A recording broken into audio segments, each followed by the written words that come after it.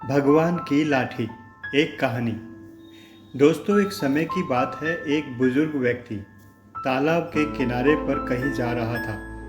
एक जगह उसने देखा कि तालाब के अंदर से एक कछुआ निकला और किनारे पर आ गया। उसी किनारे से एक जहरीले बिच्छू ने तालाब के अंदर छलांग लगाई और कछुए की पीठ पर सवार हो गया और फिर कछुए ने तैरना शुरू कर दिया। यह देखकर वह बुजुर्ग बड़ा हैरान हुआ और वह कछुए का पीछा करने लगा। इसके लिए उसने तालाब में तैरकर भी उस कछुए का पीछा किया। वह कछुआ तालाब के दूसरे किनारे पर जाकर रुक गया। फिर बिच्छू उसकी पीठ से छलांग लगाकर दूसरे किनारे पर चढ़ गया और उसने आगे रेंगना शुरू कर दिया।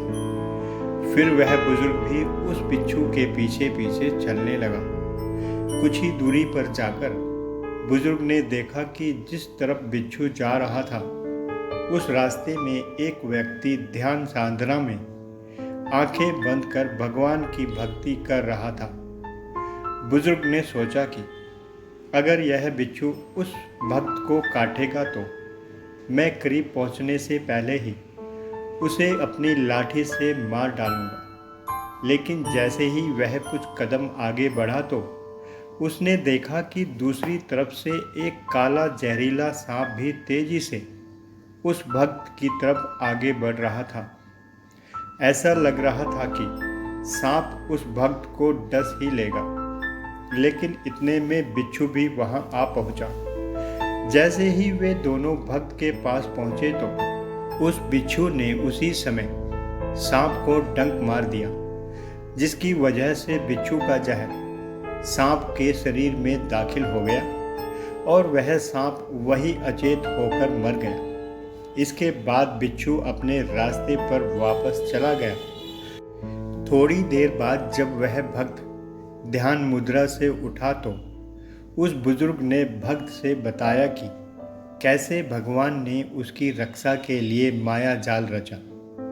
बुजुर्ग ने भक्त को सारी कहानी बताई कि कैसे भगवान एक कछुए को तालाब से बाहर किनारे पर लाए और फिर कैसे उस बिच्छू को कछुए की पीठ पर बैठाकर सांप से तुम्हारी रक्षा के लिए भेजा। वह भक्त उस अचेत पड़े सांप को देखकर हैरान रह गया। उसकी आंखों से आंसू निकल आए और वह आंखें बंद कर प्रभु को याद कर उनका धन्यवाद करने लगा। तभी भगवान प्रकट हुए और उन्होंने अपने उस भक्त से कहा, जब एक अनजान बुजुर्ग जो तुम्हें जानता तक नहीं, वह तुम्हारी जान बचाने के लिए लाठी उठा सकता है और फिर तू तो मेरी भक्ति में लगा हुआ था, तो फिर तुझे बचाने के लिए मुझे तो मेरी लाठी का प्रयोग करना ही था। दोस्तों, भगवान हमेशा हमारे साथ होते हैं और वे अपने भक्तों की रक्षा के लिए किसी भी रूप में आ जाते हैं। इसलिए हमें भगवान को कभी नहीं भूलना चाहिए, क्योंकि जब हम सब कुछ भगवान के हवाले कर देते हैं तो हमारे सारे सुख दुख भगवान के हो जाते हैं। दोस्तों, अगर आपको हमारी वीडियोज अच्छी लगती है तो कमेंट्स करके बताएं।